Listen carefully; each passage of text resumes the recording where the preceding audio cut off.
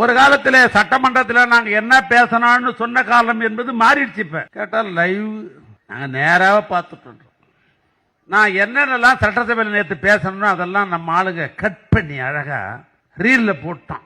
அழுகுறான். ஏய் அழுவலடா. அது அழுவலையா? கண்ணீர் ஒழி பேண்ட்டுக்குள்ள போயினுக்குது அழுவலன்ற. ஸோ தாவேகாவை பார்த்து திமுக கற்றுக்கொள்ள வேண்டும். ஏன்னா ஏவாவேல அதை சொல்றாரு, நீங்க பாட்டுக்கு சொல்லிட்டு போயிடுறீங்க, லைவ்ல போயிட்டு இருக்கு, எல்லாம் எடுத்து போட்டுறாங்க. மாண்புமிகு பேரவைத் தலைவரே, இந்த லைவுக்கு முன்னால அதுக்கு முன்னால இது மாதிரி பேசினாக்கா பேரவைத் தலைவர்கள் அறைக்கு சென்று டெக்ஸ்டை படிச்சுட்டு எதை நீக்கலாம் எதுன்ற நிலைமைன்றது ஏற்கனவே. அப்பொழுது பத்திரிகை நண்பர்கள் அதை வெளியிட மாட்டாங்க. இப்ப அப்படி இல்லை, இப்ப உங்களுடைய கட்டுப்பாட்டில் இது லைவ்ல போகுது எல்லாமே.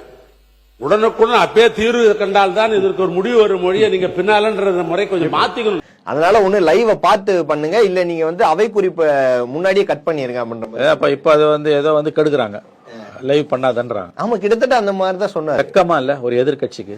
எனக்கா அதெல்லாம் இருக்க வேண்டாம் போய் சொல்லியா?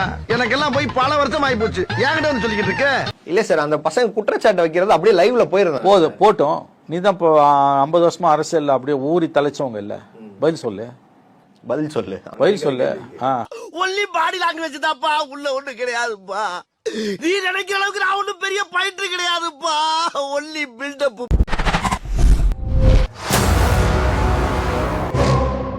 எதிர்கட்சி தான் லைவ் வேணும்னு கேட்கும். அப்ப அவ்வளவு பலவீனமா இருக்கு திமுக. பாரு, உனக்கு நர்வஸ் வீக்னஸ் ஜாஸ்தியா இருக்கு. டெய்லி ஒரு நியூரோபியன் இன்ஜெக்ஷன் எடுத்துக்க. இங்க கையை காட்டு. இன்ஜெக்ஷன் கையில போட முடியாது, மருந்து உடைச்சு வாயில ஊத்திக்க. உன்னால பதில் சொல்ல முடியாது. அதனாலதான் இந்த வார்த்தை. வழக்கமா எதிர்கட்சி தான் லைவ் வேணும்னு ஆளுங்கட்சி கொடுக்க மாட்டேன்னுவாங்க. எங்க ஆளுங்கட்சி கொடுக்குது, எதிர்கட்சி நாங்க முடிஞ்சா எனக்கு தெரிஞ்சு கோர்ட்டு கூட திமுக போவோம், ஹைகோர்ட் சுப்ரீம் கோர்ட் வரைக்கும் திமுக போவோம் லைவ் கட் பண்றதுக்கு. ஆனா இது புதுசா இருக்குனே, புதுசா இருக்கு. லைவ் கட் பண்ணனா உன் வீட்ல இருக்க லைவ் கட் பண்ணி விட்டுரு. உன்னை எவன் பார்க்க வேணாம்னு சொன்னான். நல்ல மக்கள் மத்தியில திமுக எக்ஸ்போஸ் ஆயிட்டு இருக்கு. யூ டிராப்ட் திஸ்டா மாட்டிக்க.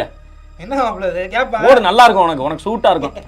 அல்லாக்கா வேற பால் வாங்கணும் மூக்குல மாட்டறதுக்கு, அது மட்டும் வாங்கிட்டு. உதயநிதிக்கு ஒரே நைட்ல உங்களால் எப்படி இளைஞர் அணி செயலாளர் கொடுக்க முடிந்தது? வெள்ளக்கோயில் சுவாமிநாதன் எவ்வளவு அனுபவம் வாய்ந்தவர், தன்னுடைய இளம் வயதிலிருந்து திமுகவில் இருந்தவர். உதயநிதிக்கு என்ன அனுபவம் இருந்தது?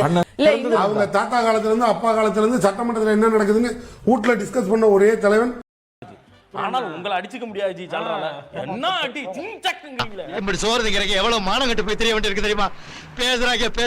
இன்னைக்கு அரசியல்ல வீட்ல டிஸ்கஸ் பண்ணிட்டா இங்க வந்துடலாமா நேரா? அப்போ நான் எங்க வீட்ல நாங்க தினமும் நடத்திட்டு இருக்கோம். எங்க வீட்ல பையன் எல்லாரும் பொண்ணு எல்லாரையும் ஆக்கிடலாமா? ஒரு சட்டம் நீதி எதுவும் கிடையாதா? இருங்க, அவரோட இந்த கிளிக்கிறாள எந்த ஒரு காரியா இருப்பா? காங்கிரஸ் இல்லாம திமுக எந்த தேர்தலில் வெற்றி பெற்றது? காங்கிரசின் தேவை இனி திமுகவுக்கு தேவையில்லை, சரிங்களா? அது காங்கிரஸ் முடிவு பண்ணிடுச்சு. காங்கிரஸ் சரியா? அதாவது நீங்க சொல்றது எப்படி இருக்குன்னா, அவன் செருப்பால அடிச்சதுனால செருப்பு பிய்யல, ஏற்கனவே பிஞ்சிருந்த செருப்பால தான் என்ன அடிச்சான்ற மாதிரி. காங்கிரஸ் இன்னும் தேவையில்லைன்னா நீ தேவையில்லைன்னு நீ என்ன சொல்றது? அவன் தான் போயிட்டானே அந்த பக்கம். சரியா? இப்ப கேள்வி ரொம்ப சிம்பிள். காங்கிரஸ் இல்லாம திமுக எந்த தேர்தலில் வெற்றி பெற்றிருக்கு? சரி, அது முடிஞ்சிருச்சு. திமுக முடிஞ்சிருச்சு. உன் கதை முடிஞ்சுதுரே டோபரு, உன் ஹிஸ்டரி ஓவரு. அவரே முழு இந்த மூஞ்சில மொரவாசல் பண்ணிட்டாங்களே. திமுக முடியலைங்க. திமுக இன்னைக்கும் ஸ்ட்ராங்கா நிக்கிறாங்க. எங்க எதிர்கட்சி இன்னைக்கு அப்போசிஷன்ல அவங்க தான் ஸ்ட்ராங். ஜூலியா வச்சுன்னா சார், நீங்க வெறும் ஜூலியோட இந்த விவாதத்தை முடிக்கணும்னு நினைக்கிறீங்களா? எப்படி நீங்க உங்க கட்சியே ஜூலியா வச்சு நடத்துறீங்க? நீ சங்கம் வச்சிருக்க கூட பிரச்சனை இல்லடா, ஆனா கூட ஒண்ணு வச்சிருக்கிய. இன்னைக்கு சட்டமன்றம் கூடி ஒரு தனி தீர்மானத்தை நிறைவேற்றி இருக்கிறாங்க சக்சஸ்ஃபுல்லா அப்படிங்கிறத பார்க்க முடியுது. திமுக இதுக்கு எதிர்ப்பு தெரிவிக்கும், என்ன நிலைப்பாடு எடுக்கும் அப்படின்ற ஒரு ஆசிலேஷன் இருந்தது. அந்த தீர்மானத்தை வரவேற்கிறோம் அப்படின்னு அவங்களும் சொல்லிட்டாங்க. திமுக பொறுத்த வரைக்கும் பூனைக்கும் தோழம் பாலுக்கும் காவல். அங்கேயும் ஏமாத்தணும், இங்கேயும் ஏமாத்தணும், அதுதான் அவங்களுடைய நிலைப்பாடு. ஒன்று சாலையில அந்த ஓரத்துல நில்லு, இல்ல இந்த ஓரத்துல நில்லு.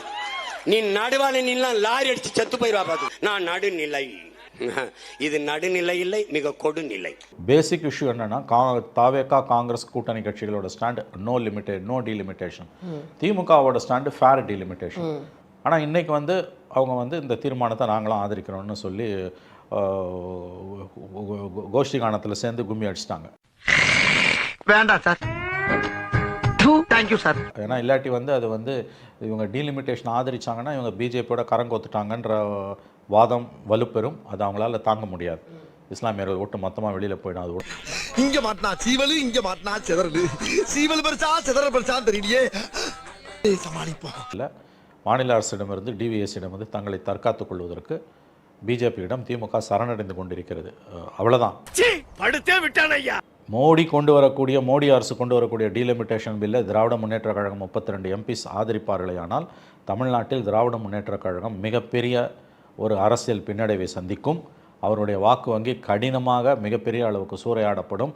பெரியதொரு பின்னடைவு அவர்களுக்கு ஏற்படும். அசையாத மரம் ஒன்று உய்ந்தது கீழே. உனக்கு என்ன பிரச்சனை? ஏன் அழுகுற? உனக்கு மண்டையில பிரச்சனை. நிறைவு கருத்து. நேரம் குறைவா இருக்கு.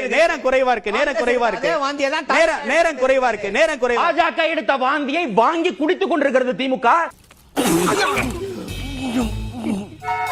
இவர்கள் பேசுவது நல்ல வார்த்தையில பயன்படுத்துங்க. நல்ல வார்த்தையில பாஜகவோடு இருக்கக்கூடிய கள்ள உறவு. நல்ல கிட்ட வார்த்தையில காதெல்லாம் கருகிற மாதிரி திட்டுறாங்கடா. எவ்வளவு டீப்பா போறாங்க. தமிழ் எங்க எம்பியை கூப்பிடுறதுக்கு அவருக்கு என்னங்க அதிகாரம் இருக்கு? இல்ல நம்முடைய ஜனநாயகம். இல்ல ஒரே நிமிஷம். நம்முடைய ஜனநாயகம் எந்த ஜனநாயகம் தெரியுமா? பாராளுமன்ற ஜனநாயகம். பாராளுமன்ற ஜனநாயகம். இல்ல என்ன அதிகாரம் இருக்கு நீங்க கேக்குறீங்க. ஆனா திமுக எம்பி ஆர் ஆசா சொல்றாரு எம்பிக்கு முதலமைச்சருக்கு அந்த அதிகாரம் இருக்கு அப்படின்னு அவர் சொல்றாரு. 13 சோக்கரா இருந்தா எப்படி படிக்கிறது? இப்போ டீலிமிட்டேஷனுக்கு ஆதரவு தெரிவிக்கிற நேரம் வந்து 2029 ஒரே நாடு ஒரே தேர்தலை நோக்கி வந்து நகரத்துக்கும் வாய்ப்பு இருக்கு அப்படின்னு சொல்றாங்க. நீங்க ஆளுங்கட்சியா இருந்தீங்கன்னா நம்ம ஆட்சி அதிகாரம் கொஞ்சம் குறையுதுன்னு நினைச்சு நீங்க பயப்படுவீங்க. இல்ல எதிர்கட்சியா இருக்கோம்னா தேர்தல் வந்தா நமக்கு நல்லது தானே. இன்னொரு இது ரொம்ப பிராக்டிகலான பாலிடிக்ஸ் தானே. அப்ப திமுக அந்த நேரத்தை நோக்கி அப்போஸ் குளுக்கோஸ். அப்போஸ்ங்க. அப்போஸ்னா ஆமான்னு அர்த்தம். Don't know English. நீங்க போன முறை திமுக ஆளுங்கட்சியா இருந்தது, அதை எதிர்த்தது. அதிமுக எதிர்கட்சியா இருந்தா அவங்க அதை வரவேற்க தானே செஞ்சாங்க. நீங்க போனா நீங்க முதல்வராக இருக்கீங்க, நான் எதிர்கட்சியில் இருக்கிறேன். உங்களுக்கு 5 வருஷம் டென்யூர் இருக்கு. 3 வருஷத்துல ஒரு எலெக்ஷன் வருதுன்னா நீங்க எதிர்ப்பீங்க. நான் வந்து வந்தா நல்லதுதான், ஒரு வாய்ப்பு இருக்கு, நம்ம சிஎம் ஆகலாம் அப்படிதானே. நீ அப்படி வரியா? எங்கேயாவது கலைஞர் போல் வாழுங்கள் யாராவது சொல்லிருக்காங்களா? காமராஜர் போல் வாழுங்கள், எம்ஜிஆர் போல் வாழுங்கள், அண்ணாவை போல் வாழுங்கன்னு சொல்றாங்க. எங்கேயாவது கலைஞர் போல் வாழுங்கள் யாராவது சொல்லிருக்காங்களா? ஏன் சொல்ல மாட்டேங்குது? கலைஞர் என்றால் திருச்சி வெளிச்சம் என்று முழுக்க முழுக்க முழுக்க கொள்ளை அடிப்பது எப்படி, மக்களை ஏமாற்றியது எப்படி, கலவரத்தை ஏற்படுது, இந்த சிந்தனை தானே. ஆனா ஒண்ணுடா, உங்களால அந்த ஆள் இறந்து போய் அடி வாங்கிருக்கான்னு வச்சுக்கிறேன். இந்த ஒரே ஒரு சிஎம் தானா எழுதா அந்த நிலைமை வச்சுக்கிட்டு இன்னைக்கு அடி வாங்க வரீங்க பாருங்க. இறந்தும் ஒரு சிஎம், ஒரு முதலமைச்சர் இந்த அளவுக்கு எல்லா பக்கமும் வச்சு சாத்தான்னு வச்சுக்கோங்க. எனக்கு தெரிஞ்சு காரணம் இந்த அண்டாதான்.